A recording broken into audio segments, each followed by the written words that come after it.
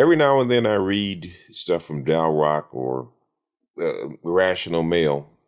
And here's an interesting article I found in Rational Male. It's coming from the blog, not the blog, but I'm saying the blog post is called The War on Paternity. And I'm not going to read the whole blog post because it's rather long. It's interesting, but it's an interesting post. I suggest you go back and read it. I'm not going to actually read it here into the record. I'm going to only read like half of it because it's rather long. But I think you'll find this interesting. He says, a few years ago outlined the next step in open hypergamy will be transitioning into the state of normalized and accepted open cuckoldry. Wrapped into this transition is also the social efforts to normalize the feminine-controlled form of polyamory. How many times have we heard this term polyamory by feminist-minded women? The new kind of marriage stuff and things like that. Hot monogamy or open monogamish coming out of women's mouths. One in which primarily a woman is presented with the options and control of exercising both short-term sexual and long-term provisional sides of hypergamy. Today, this is what's termed as polyamorous relationship with male partners representing an alpha seed and a beta need. In moving from a normalized state of open hypergamy to open cuckoldry, there are a series of social changes that need to occur and find acceptance in the general population of men. One of these changes is a large-scale socialized effort to get men to accept that their biological imperative to ascertain paternity, even the questioning of paternity, be equated with toxic masculinity. Ain't that a bitch? The war on paternity. Increasingly, we are seeing a push on the part of feminine imperative to delegitimize the innate need of men to ensure their paternity. It's actually an aspect of a war that's been going on since the sexual revolution to redefine masculinity and fatherhood. As I mentioned in positive masculinity, the definition of what makes a father is becoming more and more ambiguous. While fathers are become increasingly more superfluous, in order to compete this delegitimization of masculinity, men must be convinced that their innate need to know paternity and the importance they inherently place on it is something to be ashamed of. Every social mandate we see today puts the interests of the mother and the child well above that of any father. This is why paternity is rarely ever a factor in issues of child support. They're right, because the state doesn't care. Even for children that a man didn't father but is held legally liable for. Socially, even religiously, any importance of paternity for men is being systematically erased. From doctors being gagged from informing cuckolded fathers of genetic tests, to limiting their access to DNA tests themselves, to encouraging men to man up and marry single mothers as a moral imperative, paternity for men is now some sort of shameful insecurity. Why should the feminine imperative seek to root out what has been a fundamental evolved part of men's mental firmware since the time of our hunter-gatherer beginnings? Because hypergamy needs security. Hypergamy needs assurances to quell the doubt that a woman has optimized both alpha fucks and beta bucks aspects of her sexual strategy. I would argue that men's psychological need for certainties in his paternity is on par with the need women have of certainties in their need for optimizing hypergamy. All this war on paternity amounts to is ensuring that women's unquestioned unilateral control over hypergamy is baked into men on a societal level.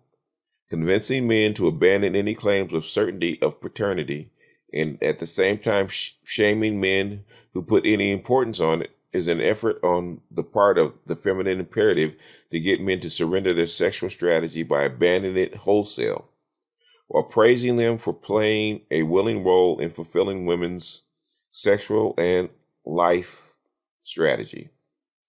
even when that sexual strategy is one where a man acknowledges his lesser sexual market value and seeks to put his investment into one woman, and to push to delegitimize men's need for paternity circumvents the strategy. Delegitimizing men's need for paternity cancels any and every upside that long-term monogamy had for beta men using this sexual strategy.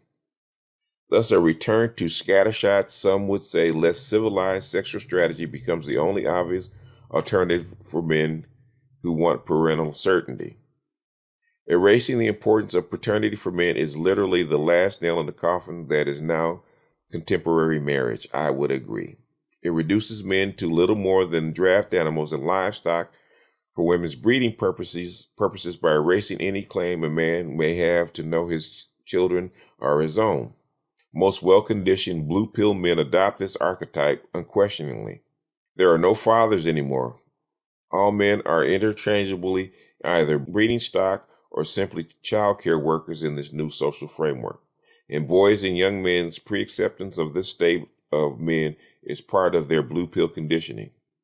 To fully affect open cuckoldry, the goal of the feminine imperative is to have men define masculinity as accepting parental investment as separate and apart from involved concerns of paternity. I think my man has been reading Howard Bloom, because Howard Bloom said exactly the same thing.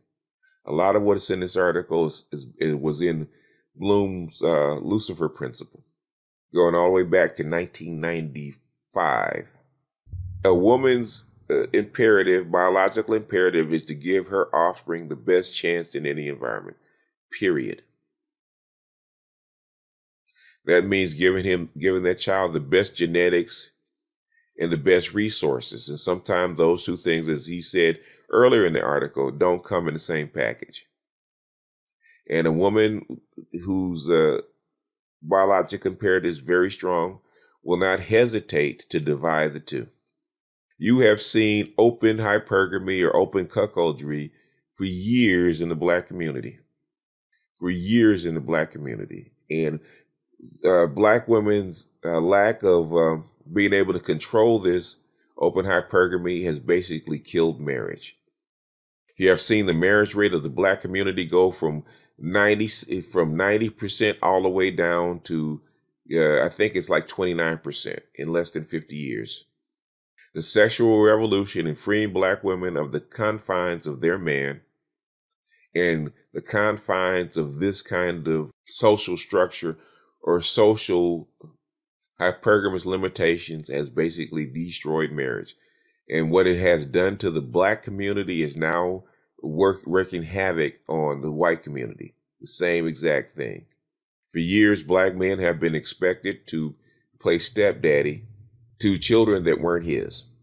That was just accepted. And before, it used to be that black men used to get big ups from it. You used to get kudos from your community. You used to get a lot of respect, not only from the women, but the children that you raised, even though you didn't sire them, that you raised. But now, you know, as I've said before in earlier hangouts, now you get disrespect from the woman, from the in-laws, from the kids, and everything else. But you're still expected to play daddy.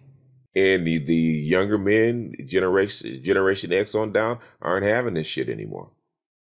You're not even, you like you said, you're interchangeable cuckolds. You're interchangeable draft animals.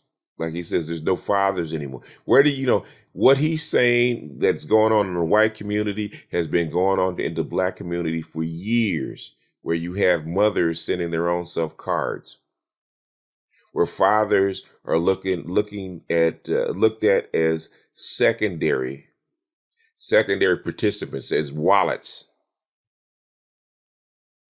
And black men have been complaining about that for the last 30 years. Now that it's striking the white community, now we're getting some kind of pushback.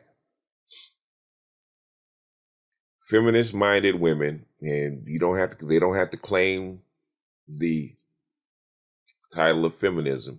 Feminist-minded women are basically destroying their society brick by brick. tearing it down to the point that men aren't going to participate. There's not enough blue pills in the world to make when men swallow this kind of bullshit. It just isn't. If you look at the out of wedlock rates of Western Europe, and because Europe is in the West is post-industrial, you can actually see this in effect. The out of wedlock rates minimally in the Western Europe is like 50%. That's minimal. That is minimal.